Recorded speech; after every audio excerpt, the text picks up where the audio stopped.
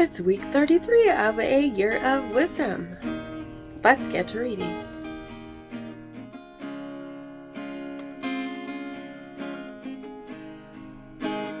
Day 230.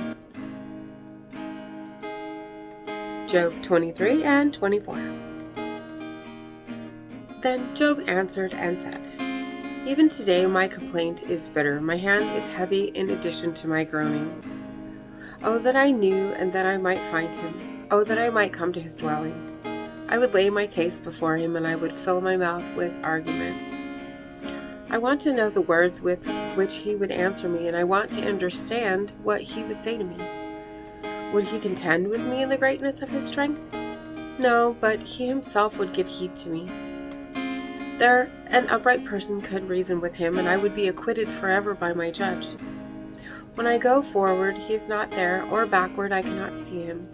When he works on the left, I cannot perceive him. He turns to the right, but I cannot see him. But he knows the way that I take. He tests me, and I shall come out like gold. My foot has held on to his steps. I have kept his way, and I have not turned aside. From the commandment of his lips, indeed, I have not departed. I have treasured the words of his mouth more than my daily food. But he is alone, and who can dissuade him? And whatever he desires, indeed he does it. For he will carry out what he appoints for me, and many things like these are with him. Therefore I am horrified because of his presence. When I consider, I tremble because of him. Indeed, God has made my heart faint, and Shaddai has terrified me. Indeed, I have not been silenced because of darkness, and because of me he conceals thick darkness. Why are not times kept by Shaddai, and why do not those who know him see his days? They remove border stones. They seize flocks and they pasture them. They drive away the donkey of orphans. They take the widow's ox as a pledge. They thrust the poor off the road. The needy of the earth hide themselves together. Look, like wild donkeys in the desert, they go out to their labor as searchers for the prey. The wilderness is their food for their young. They reap their fodder in the field, and they glean in the vineyard of the wicked. They spend the night naked without clothing, and they have no garment in the cold. They're wet from the rainstorm of the mountains, and they cling to the rock without refuge. They snatch the orphan from the breast, and they take a pledge against the needy. They go about naked without clothing, and hungry they carry the sheaves. Between their terraces they press out oil. They tread the presses, but they're thirsty. From the city people groan, and the throat of the wounded cries for help. Yet God does not regard it as unseemly. Those are among the ones rebelling against the light. They do not recognize his ways, and they do not stay in his paths. At dusk the murderer rises. He kills the needy and the poor, and in the night he's like a thief. And the eye of the adulterer waits for dusk, saying, "No eye will see me," and he places a covering on his face.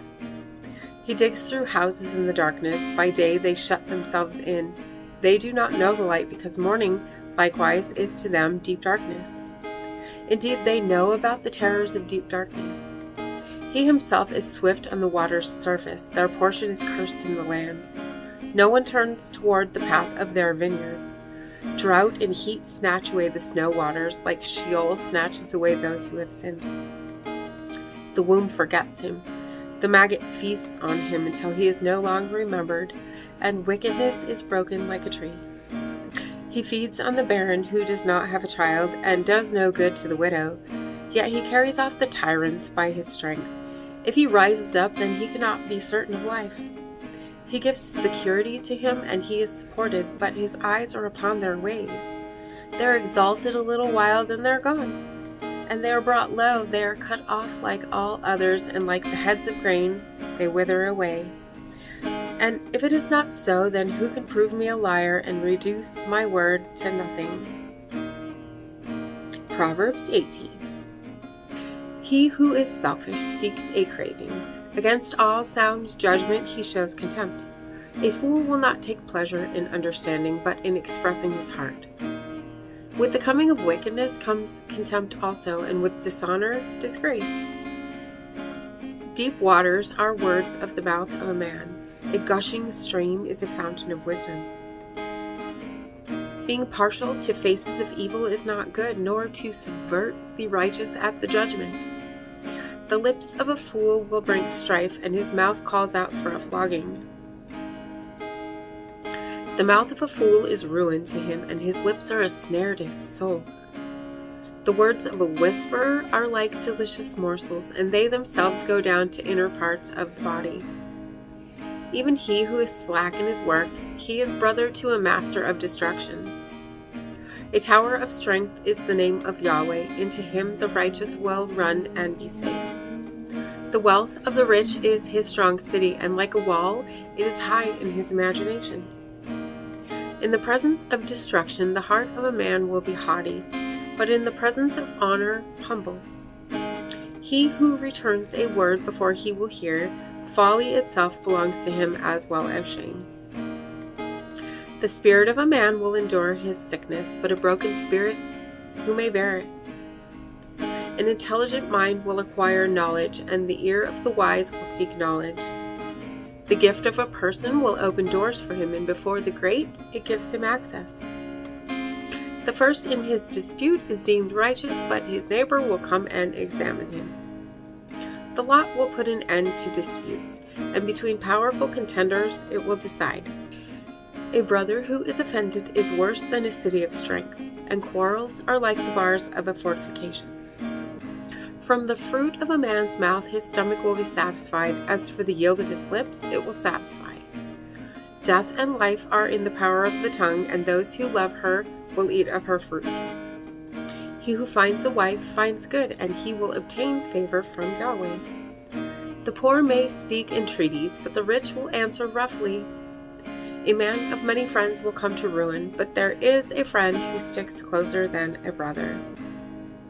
And as always, thank you so much for being here today. If you haven't already, make sure to hit that subscribe button right there and click the bell if you want notifications. And if you wouldn't mind, hit that like button for me. And I will see you tomorrow. Maranatha. I know without a doubt you'll carry me out of the storm. I'm standing at the crossroads. I'm lost without a clue. I need a big pink neon sign to show me what to do. I thank you, Lord. It glorifies you when you're the only answer. I praise you, Lord, for holding what's too much for me. And I'm amazed by you, Lord, because nothing's too big and nothing's too small to lay at your feet.